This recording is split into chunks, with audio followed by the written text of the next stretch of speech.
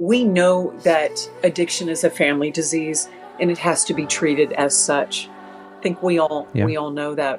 Again, whether you are the head of a rehabilitation facility, or you're running a platform like mine where we're trying to educate parents, hey, come together. You all need to come together to help your loved one. Or, one of the platforms we're providing for schools. Hey, teachers and staff, here's the stuff that you need to be aware of when you're working with kids. You need to be aware that the kids are buying drugs on TikTok and Snapchat. You need to talk with them about the influences, whether it's an older sibling or the other kids at school. Hey, everybody needs to come together to help solve this crisis, this epidemic we're in, because we're still very much in an epidemic as a nation. Hello, I am B. Reeves with New Waters Recovery in Raleigh, North Carolina. Welcome to our weekly podcast, Finding New Waters. Our goal in creating Finding New Waters is to provide a resource for families to help navigate the complexities of supporting a loved one struggling with substance use or mental health. When we find ourselves in crisis due to one of these issues, most people have no idea where to turn. We hope to shed some light onto what is often the darkest hour for many families. Thank you. Well, welcome to another episode of Finding New Waters, our podcast we do at New Waters Recovery. I'm sitting here with our CEO, Justin McClendon, and our guest today is Laurie Dhue, who is in Birmingham, Alabama. And I had the pleasure of meeting her recently at a conference in Nashville, and we got to talking, and she seemed like an obvious fit for our podcast. So welcome, Laurie. Welcome, guys. Great to see you. Thank you so much for being here and doing this. Yeah, absolutely. It's my pleasure. I always love when someone reaches out and says, hey, you want to join us? You want to talk about recovery? You want to share your story? You want to share your thoughts? You want to contribute to our movement of recovery and, doing whatever we can to get the word out that recovery is possible, and it works. So I'm thrilled to be here. I hear you. Awesome. Well, tell us what you do on your day-to-day to start. Well, first of all, I wake up and thank God that I woke up sober again without a hangover. Amen to right? that. I mean, isn't that what we do every day of our lives? Like, oh, yay. I remember what I did last night. I wake up and I'm grateful, and I pray as soon as I wake up, and I thank God for making it through another night without a hangover, and I wake up without a hangover, and then I get to the business of my day, and my days look different every single day, which is kind of fun. Usually I start out, I have my coffee, which, as you know, people in recovery, we must have excellent coffee. I have an espresso machine here at home. Thank you again, God, for strong coffee. And I go to a 12-step meeting almost every day. So that's part of my daily routine. I try to work with a newcomer almost every day. I have people I work with in my 12-step program. And then, of course, I also am the chief brand officer of a couple of platforms. One is recoveryeducation.com. and the other one is realeducation.us. And these are platforms that my partners and I founded almost 2 years ago to help educate parents and provide information for schools. And we talk about lots of different issues surrounding recovery, including prevention. And we provide a platform full of information for parents and loved ones that help educate parents and families. So That's great. I do that. I'm on the speaking circuit. I am now hosting a podcast myself, which will start airing in October of 2024, called One Day at a Time. And I do lots of other things. So sorry if I sound a little disjointed, but most of my world and my life is about helping other people. I hear you. I love what you said about, I was asking about your day to day, and you started with the same way I start every day, which is on my knees, thanking God for keeping me sober the day before, and please keep me sober today. And I do that at night, the reverse. And I was at a meeting one time in Greensboro. It's where I went to treatment, and I was up there years later at this same old meeting house, and I never noticed this thing on the wall that said, this big banner tapestry thing that said, "A day hemmed in prayer is less likely to unravel." And I find that to be true. It's so true. Before we get sober, I mean, I've always had a relationship with God, fortunately, which is great. And for me, higher power can mean anything. It can be nature, it can be a 12-step group, it can be whatever you want it to be. I've always felt grateful that I've had a good relationship with God, but I used to use God like an ATM. It was like, oh, God, if you get me through this, I'll never drink again. Those foxhole prayers that we used to pray? The Hail Mary, oh, just get me through this, and I promise I'll get sober. I'll do it. I promise I'll change this time. And we never do.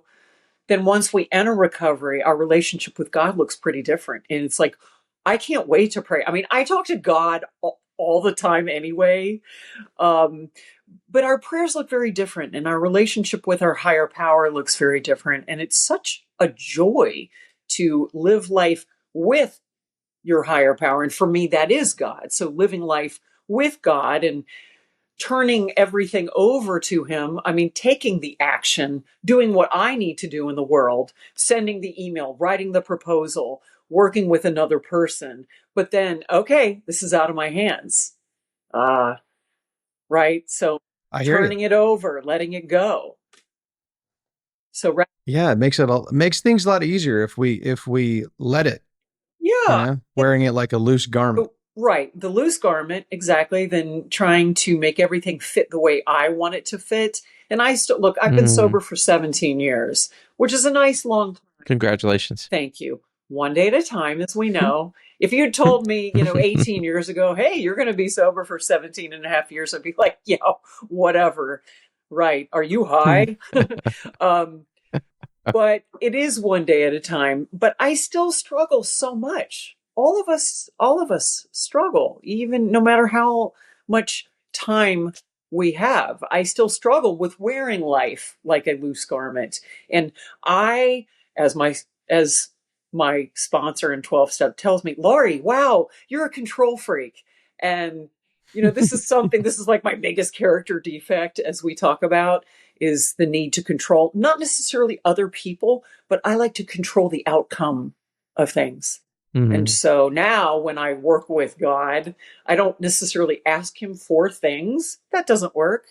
I say, God, just help me get out of my own way. And when I'm praying in the morning, I ask him to help me get out of my own way so that I could be of better use to other people and myself. I hear you. Yeah. Tell us about how you ended up getting sober. Yeah, well, it needed to happen. It's probably not unfamiliar to the two of you and to anybody watching or listening. I was going to die flat out if I didn't get sober. It's ironic. I had this huge public facing job. I was anchoring on a national news network.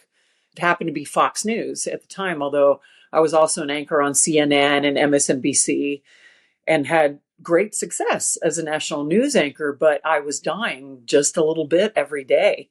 And even though I had a very public job, most of us who struggle with substance use disorder, alcoholism, or in my case, cocaine addiction as well, we look fine often on the outside. And those of us who are high functioning alcoholics, I guess I was high functioning, although I was lying on the floor of my office most days before I went on national television. So, how high functioning could I have been? I just knew this was going to kill me. And frankly, with the cocaine use and the alcoholism, it was, in some ways, it was kind of a day by day slow death. But it was also, I'd OD'd a couple of times and been put back together in the emergency room after Xanax, cocaine, pot, alcohol, those kinds of nights, which, wow, I shouldn't have survived those nights, and yet I did. After a couple of those times, and even after almost dying one night, it wasn't enough for me to get sober. I still drank after one of those nights, unbelievably. But then it kind of hits you, oh, this is going to kill me at some point. And I just thought, enough is enough. I actually don't want to die. All those years of living, not necessarily thinking, well, I guess I want to die because this is how I'm living my life. I actually realized I had a lot to live for. And one of the catalysts for getting sober wasn't me. It was my sister's pregnancy with the family's first baby. And I realized, oh, I have a reason to get sober. There's a little baby growing in my sister's womb. I'm going to have a little niece or nephew. And that was one of the catalysts. And then the other catalyst was I was dating a guy I really liked. And, I was lying to him about a lot of my drinking and cocaine use. And I got a nosebleed one night at dinner. And he said, have you been using cocaine tonight? And I said, well, no, why? What do you mean? He said, well, you have a nosebleed. And it was my birthday. And I was so embarrassed that I got this nosebleed at dinner, and I'm trying to be classy, wiping my nose. And he got very quiet and he said, I'm taking you home. And I was horrified because I was in love with this guy. And he took me home and he ended the relationship. So it was like that guy breaking up with me, my sister's pregnancy, knowing I was going to die, all that kind of came together. And I knew that it was the end. So I hired a psychiatrist in New York City to help me. And I started going into therapy to talk my way through, okay, why do I need to get sober? For me, the why was important. And then I just didn't think I could. Like, how am I going to do this? I've been drinking and drugging for so long. There's no way I'm actually going to do this. And he got me to the point where I could believe in myself. And then on March 14th of 2007, I went to dinner. I went to a Greek restaurant in Manhattan. I met a friend for dinner. I ordered a glass of white wine. I'll never forget. The wine came to the table and I recoiled from it as if from a hot flame. I didn't touch it. And that was my moment of grace. I don't know what happened. I have no idea why that was my moment, but it was. And I never drank again. So, That's amazing. I mean, look, our moments of grace look different. It doesn't look like that for everybody. And I've never relapsed. I don't know why I haven't, but I haven't. And so, a few months later, that baby was born, my nephew, Robert, and he's now 17. And then I have another nephew, Thomas, who's 14, and they've never seen me drunk and they never will. And hopefully. That's amazing. So anyway, that was a long-winded way of answering your question. It's a great answer. Well, I mean, it's a long answer. Right. Two things that came up. One is you just made me think, especially talking about your nephews.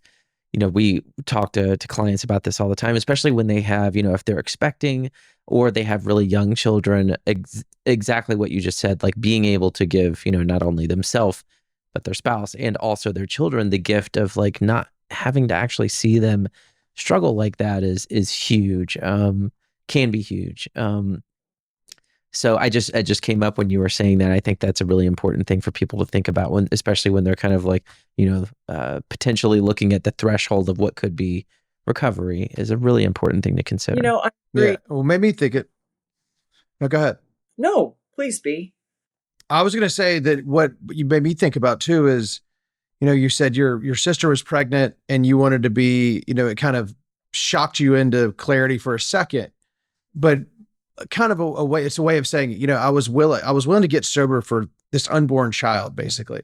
And I think in my case, it wasn't my idea to go to treatment and to get sober. So at the very beginning, I was doing it for my mom, my brother, my family, but we can get sober for other people. We can only stay that way for ourselves. And the only way we can do that is to start to feel and reap the benefits of sobriety.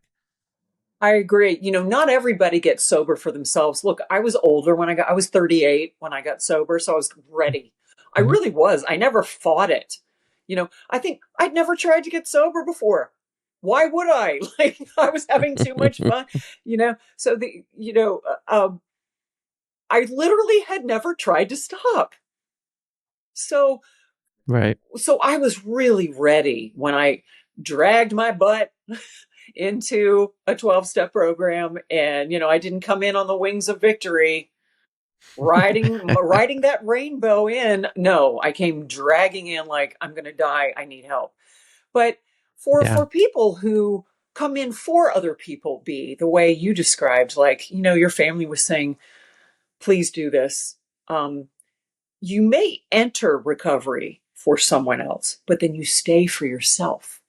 And that's something Exactly. that, those of you who run a treatment center, or those of us who help families, or, I've got my platform, what we Hmm. recommend to families is be patient with your loved one. And for those individuals we're helping, hey, you might be doing it for your mama or your husband or wife or partner. But Hmm. once you get in, you just might like it. And you're going to feel better almost immediately. And you just might want to stay feeling that way the rest of your life, one day at a time. That's exactly what happened to me. We had a guy on here recently too, who, you know, he was just saying there's sort of this misconception that for somebody to get and stay sober, they have to not only want it, they got to need it and want it. And and kind of like we're just talking about, it's for them. But the truth is, if people would just do it Right. and then get those results you were just talking about, then they may be more likely and will likely be more likely to stay sober. Yeah. Yeah. It's the old slogan, fake it till you make it. Right. I mean, Right. it's true. Right. And it doesn't matter how we get there being, the beginning stages of recovery, right? If that's showing up in a treatment center or a 12-step meeting or a psychiatrist's office or whatever it is. And, B and we New Waters deal with that on a regular basis, individuals that are maybe ambivalent about taking the next step. But, we really try to work with families probably very similar to you do, Laurie, is to help them understand that, like, maybe they're not 100% on board right now, but if the family can continue to support recovery, and maybe sometimes refuse to support anything but recovery, can give them the encouragement they need to take that next step. And hopefully, in taking the next step and the one after that and the one after that, they can come to believe that they actually need to make this a permanent change for themselves. Yeah, you just put it beautifully. We know that addiction is a family disease, and it has to be treated as such. I think we all Yeah. know that. Again, whether you are the head of a rehabilitation facility, or you're running a platform like mine where we're trying to educate parents, hey, come together. You all need to come together to help your loved one. Or, the Mm-hmm. one of the platforms we're providing for schools. Hey, teachers and staff, here's the stuff that you need to be aware of when you're working with kids. You need to be aware that the kids are buying drugs on TikTok and Snapchat. You need to talk with them about the influences, whether it's an older sibling or the other kids at school. Hey, everybody needs to come together to help solve this crisis, this epidemic we're in, because we're still very much in an epidemic as a nation, Mm-hmm. right? I mean, and it scares me to death. It keeps me up at night. I worry about fentanyl every night. I Mm. worry that the people who don't, who need help aren't getting the help they need. But I love it when we can come together, and there are podcasts. There are so many podcasts, and there's so much information out there, though. And that's a good thing, because we can obviously we can do together what we cannot do apart. No. Absolutely. Yeah. What do you, from an educational standpoint, for what's sort of the top three things you're trying to get across to parents who are kind of keeping their eyes peeled for fentanyl with their kids? Yeah. Well, first of all, I think, thank goodness, parents now have an idea that fentanyl is everywhere, and Mm. that it uh, looks like a Xanax. It looks like an Adderall. It looks like anything. I think parents are more aware now. I am, yeah. I mean, my big thing is, how many more kids have to die before people start paying attention? And we know that Right. thousands and thousands of young people, I think, what is it, 5,000 kids a year die of fentanyl, and who knows how many adults.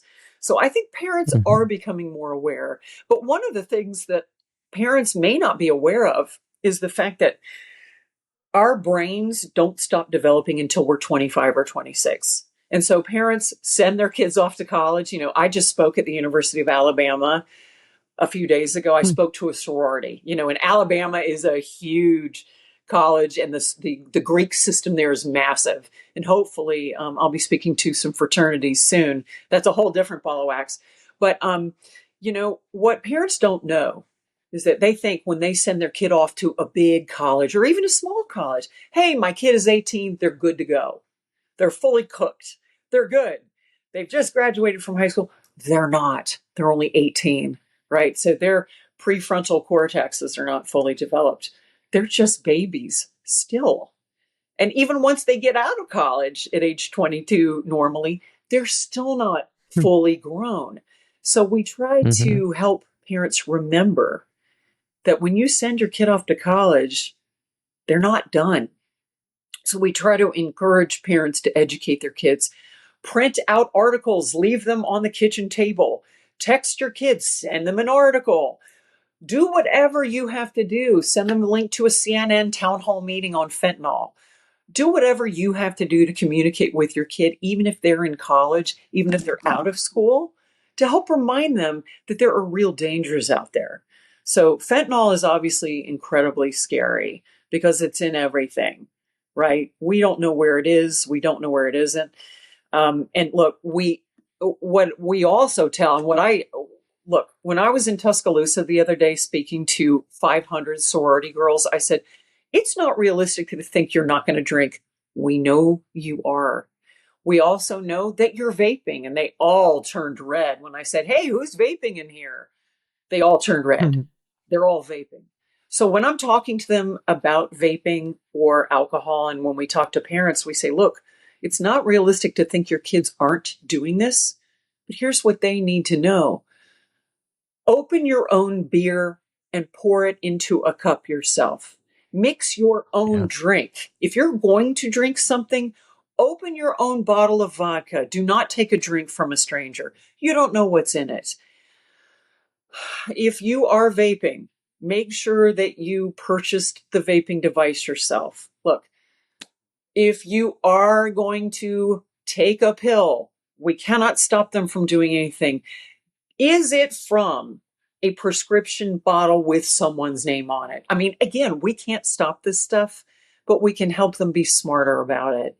If someone hands you a pill, don't take it unless you have a testing strip. And for Pete's sake, have Narcan around. That's one of the other things that we tell parents. Keep Narcan in the house. Fortunately, the sorority where I spoke the other night, they have Narcan all over that sorority house. That's one of the things parents think, well, if I have Narcan in the house, then I'm just giving my kid permission to use drugs.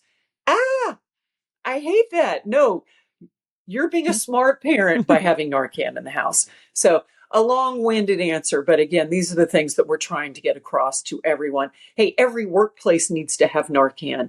I hope you have Narcan. I know you have it at New Waters. I know you do. You have it everywhere. So that's my thing. Have Narcan. Be smart about this.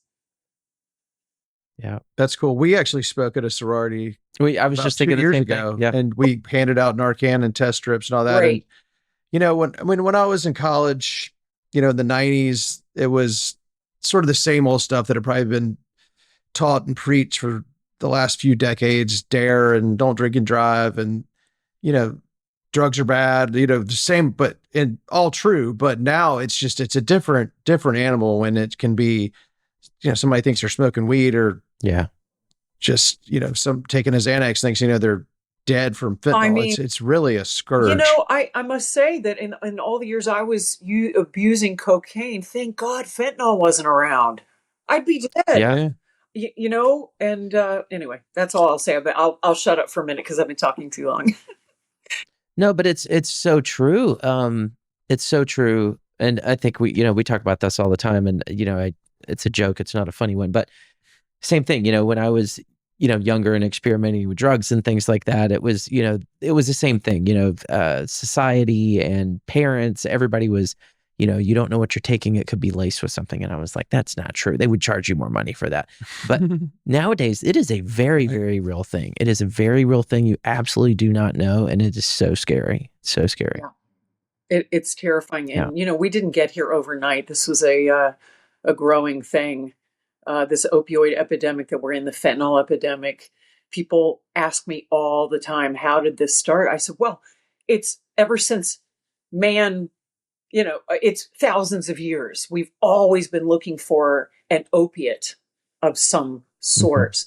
And as long as humans have been humans, we've always been looking for that way to feel better or to feel nothing. So this isn't brand new. Right. This is ever since man first crushed grape, right? Right. Yeah. Exactly. There's an amazing book about it called Dreamland, about the opiate epidemic. And one thing that the guy pointed out in that book that I'd never thought about was there are a lot of things that sort of were a confluence to create this epidemic. And this was written kind of when fentanyl was on the rise, but it was more about the Oxycontin and heroin epidemic that preceded the fentanyl epidemic. But there was a point in, I think that it's 70s or 80s when they added the vital sign of pain.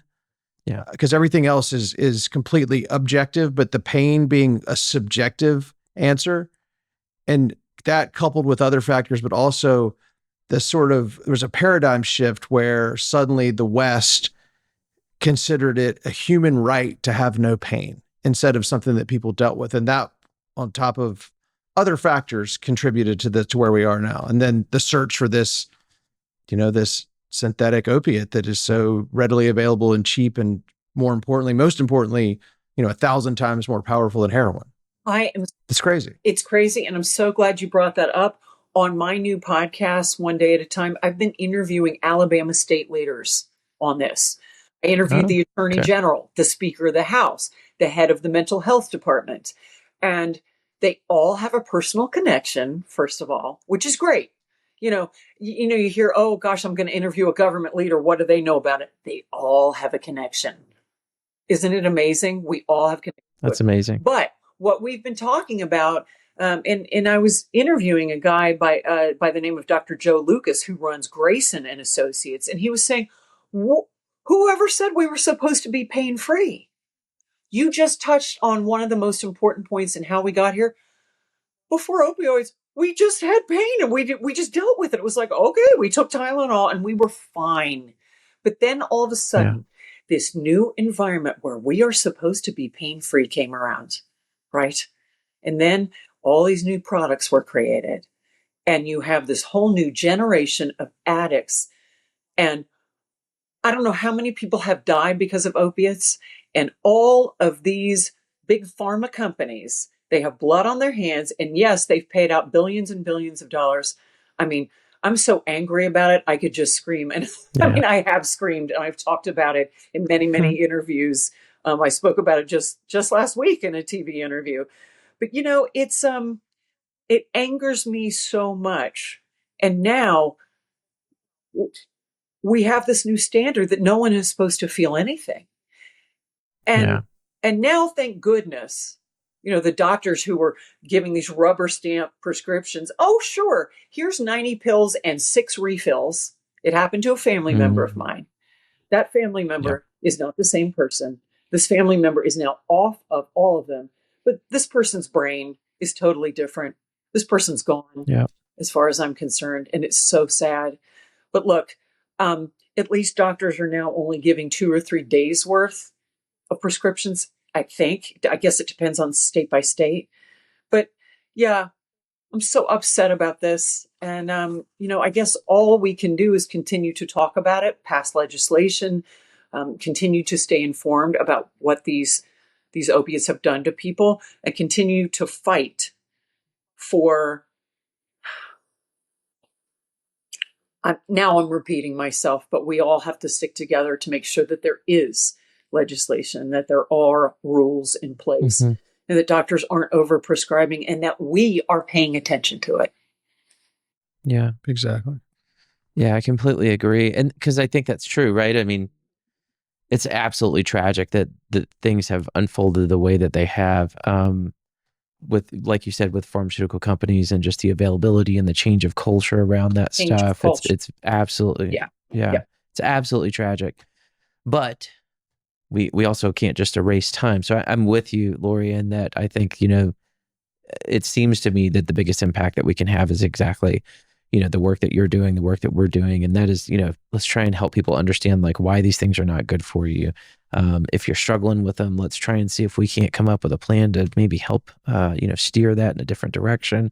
And I think knowledge is power. And my hope is that the more people that understand the dangers of this stuff, hopefully some individuals can try and stay away from it. Yeah. It is refreshing. Every now and again, you'll hear a story, somebody goes to the doctor recommends opiates and they're like, hey, no, I've heard what this can do. I don't want to do that. And I'm like, okay, thank God, Yeah. right? Thank God something's getting through to some people out there, right? Yes.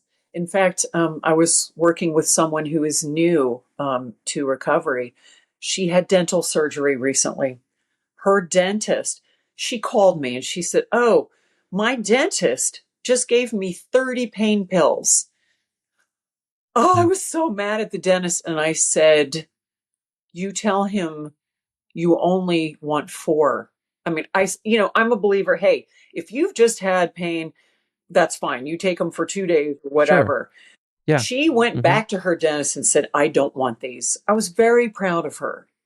And That's awesome. I'm still like, really? You're just going to prescribe 30 for someone who just had a tooth extraction or whatever? So yes, things are changing. Thank goodness. And yes, people are now know the dangers of taking these pills, but I'm still like, really, bro? I know. But I actually wanted to ask you all a question. Where do you all Please. stand on what we have referred to in the past as MAT, medication assisted treatment, Suboxone and naloxone? I personally think it's a great idea, but I'd love to know where you all stand on it. Yeah, so we, New Waters as an organization are, this is going to be a long answer. I'll make it as short as possible. So we are pro a person, the identified patient, let's call it, making an informed decision. That's what we are, right? So, and that encompasses all things, especially when it's related to like medication assisted treatment. And now I'll break that down a little bit, right? So when a client comes in and opiates has been, a substance of abuse for them, the first thing that we're going to do is the doctors are going to talk to the client about like, hey, this is the situation. This is what this is going to look like for you long term. These are your options. And those options are going to consist of, abstinence, which is, maybe we're going to use some kind of a short-term taper to help you get through the detox process. But the goal would be to essentially not utilize medication-assisted treatment. And then there's going to be the option to utilize medication-assisted treatment. And then there's the options around what does that look like in itself. And we are very pro trying to help the client and obviously the family most times understand the full picture of what that looks like, what the pros and the cons, so to speak, are related to both of those and helping them make the best informed decision for them. And obviously we're going to share with them as well. It depends on what their struggles have looked like, and whether MAT is going to be indicated and is likely going to be helpful. There's some indicators that I don't necessarily have to get into right now that sometimes would actually tell us like, hey, maybe this is not going to be a great idea. Maybe there's not reliable sources of transportation in order to get to like a dosing clinic and like all kinds of variables that need to be taken into account. But yeah, so generally speaking, most of the time, I would say that we are pro MAT for individuals that we feel like that's going to be appropriate for them. I'm always just curious about it because in the podcast where I've been interviewing a lot of leaders in the space in the state of Alabama, most of them are for it. But again, it's got to be individualized. Absolutely. So, yeah. We know that opioid dependence is treatable. And for some people, the medication assisted treatment is a way to go, along with, support and meetings and that sort of thing. So I've spoken at the White House twice. And one of the times where I was invited by ONDCP to speak at the White House, I led a discussion about medication assisted treatment. And I thought, wow, we've come a long way. I'm at the White House talking about MAT. So I always like to include that in discussions. And even facilities or companies like Hazel and Betty Ford, which used to stay away from MAT, they have finally embraced it. So I was just curious. I think for some people, it can be very helpful, but not. Absolutely. Yeah. Yeah. Yeah, not for everybody. And I think that that's true with most things, right? That we need to make sure that treatment in general is individualized, that we're really asking the right questions and helping clients make the most appropriate decision in all cases. Uh, as you mentioned, I think there are a lot of treatment centers that are still very abstinence based. Um, and I think so I am happy to see, like you just said, there are a lot of treatment centers that were like traditionally abstinence based that are starting to be a little bit more open to entertaining the idea of like working with medication assisted treatment. And also, I think there's also people that like abstinence is still going to be the absolute best answer for them. And also people that like personally just make that decision that like they feel that this is what they need to do. So, I'm happy, and it is very refreshing to see treatment centers kind of evolve and move forward, and let's like consider some new ways of doing things. And also still happy to see some places maintaining those roots, because I think there's still a place for that, right? Yeah. I mean, look, Yeah. abstinence is it for me, and it is Right. for lots of other people. I also know in my, like 17 years of being in this now, that abstinence does not work for everybody, meaning, Right. right. So, I mean, I think, Mm-hmm. and maybe y'all will agree with me, that there are many pathways to recovery. For me, it is total abstinence. For some people, it may mean, okay, I'm on Suboxone the rest of my life. But it's Right. it's recovery is individual. Yeah. It is indeed. I agree with you completely. And just, he is the clinical and he knows way more about it than I do. I would just say there's a place for it. Yeah, There's a place for sure, it for Yeah. sure. sure. Yeah. Yeah. Yeah. And then, I mean, just to rewind in the conversation, we were talking about this kind of ambivalence, and that, sometimes we got to, fake it till we make it, so to speak. Yeah. I think MAT there's a really good plug for that there too, right? Because if we're talking about maybe we just need to keep the person alive, and this is something that's going to help accomplish that, or at least improve the chances that the person is going to be successful at staying alive. That's always a good change, I think, Yeah. right? And then hopefully, as a result of moving down that path, and they can make some other decisions for themselves, right? Right. Exactly. And I think Yeah. anything that can help remove stigma or remove Mm-hmm. shame. We talk so much in our movement, the recovery movement, Yeah. about how do we get away from stigma and shame and blame and judgment. And it's something that I've been doing for 15 years. I'm happy to be public. Well, first of all, my anonymity was broken. So I never intended to go public.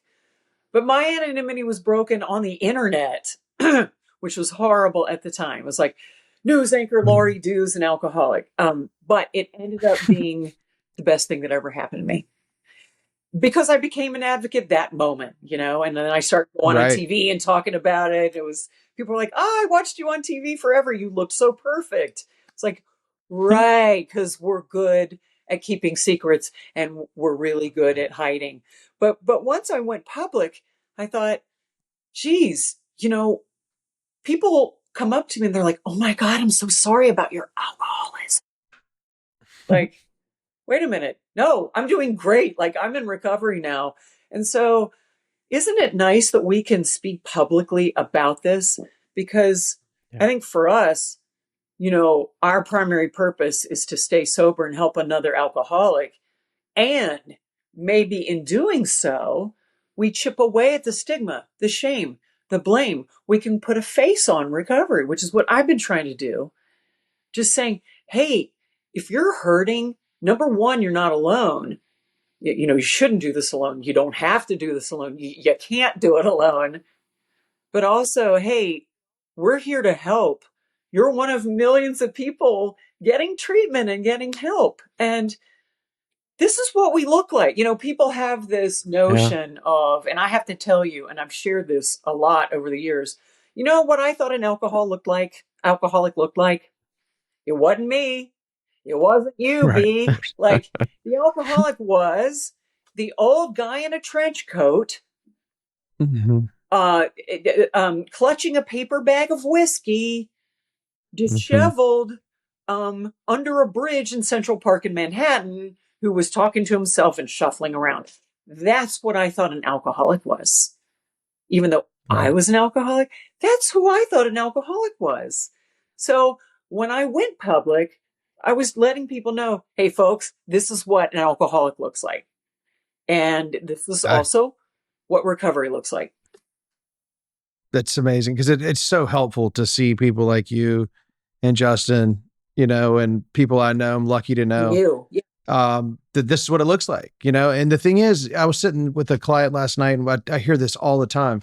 And I was like this too, to a degree. We're embarrassed that we're, in recovery or in treatment. And but it's so easy if you just stop for a second and say, well, what's more embarrassing?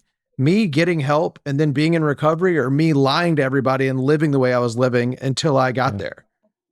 It seems so obvious, in hindsight, but that's where we get stuck. And it's, there's this shame, that we're, I think the stigma largely for addiction and alcoholism is, it's largely removed. And I think like the next phase is to remove the stigma of MAT. And there's some other things sort of in the periphery. Mm-hmm. But yeah, I mean, this whole being ashamed to be in recovery and people saying, I'm so sorry. It's like, it goes back to when I first got sober and heard people say, my name is so-and-so, I'm a grateful alcoholic, and thinking, what are you kidding me? Grateful? What do you have to be grateful it didn't. Yeah. Exactly. Yeah, but it didn't take long at all to realize I feel the exact same way. I would have never been able to really live my life unless I had, admitted I was an alcoholic and done something about it. I mean, we're the lucky ones. And when I first heard that, I was like, what? We're the lucky ones? No, we're not. We're the all-time losers, as it says in the literature. Right. We're not. We I always say, God, I do feel lucky and grateful to be an alcoholic, because I never would have found this different way of living, this miraculous, wonderful blueprint for life, this living, packing all I can into the stream of life, helping other people, living life to the fullest. Well, first of all, I'd be dead by now, for sure. For sure, I wouldn't have made it. I always say I wouldn't have made it to 40. I'm 55 now, and I got a lot more life to live. And so do you, Justin, so do you, so do B, so do all the millions of us who are in recovery. And we are the lucky ones because we choose to look inside, see what isn't working in our lives, get it out there, put it on paper, share it with someone else, and then go on to help other people. Most people are too scared to look inside. And so they don't learn much about themselves. And because we have been to hell and back, sometimes worse, our bottoms are pretty low. We get to go in there, kind of dig stuff up and get it out and bring the light into it. We're the lucky ones because we do look inward. Most people are too scared to look inward because they don't know what's in there. We don't want to look in at first, but then when we do, we go on to realize, okay, it's not so bad. I'm going to get in there. I'm going to dig around. I'm going to get it out. I'm going to deal with it. And then I'm going to move on. So I do think we're the lucky ones. I completely 100% agree. Yeah. Absolutely. Well, this has been amazing, Laurie. Yes. Thank you so much. Thank you so much. And while we still have you for a second, tell us where we can find you, where we can find One Day at a Time podcast, all of your work-related links and phone numbers, anything you want to share. Oh, great. Thank you so much. Yeah. So One Day at a Time, I'm doing this in conjunction with Birmingham Recovery Center. So and that's going to be available on Yellowhammer News, their website, but I'll also be promoting it on Facebook. Facebook, I'm just Laurie Dhue, LaurieDhue. On Instagram, I'm at Laurie Dhue. And then on LinkedIn, I'm Laurie Dhue. So you can find the podcast anywhere. And then, of course, our platforms are recoveryeducation.com and realeducation.us. And look, anybody who wants to reach out to me, I love hearing from people. I love talking. Whatever I can do to help people, really, you are not bothering me. I'd love to help. So just thank you for what you're doing at New Waters. Justin, thank you. B, I'm so glad we connected at that conference recently. You all just keep doing what you're doing, because this is the only way we're going to help more people, is by doing it together. Exactly. That's right. Awesome. Thank you thank so you much. so much for being here, Laurie. This was great. Thank you so much.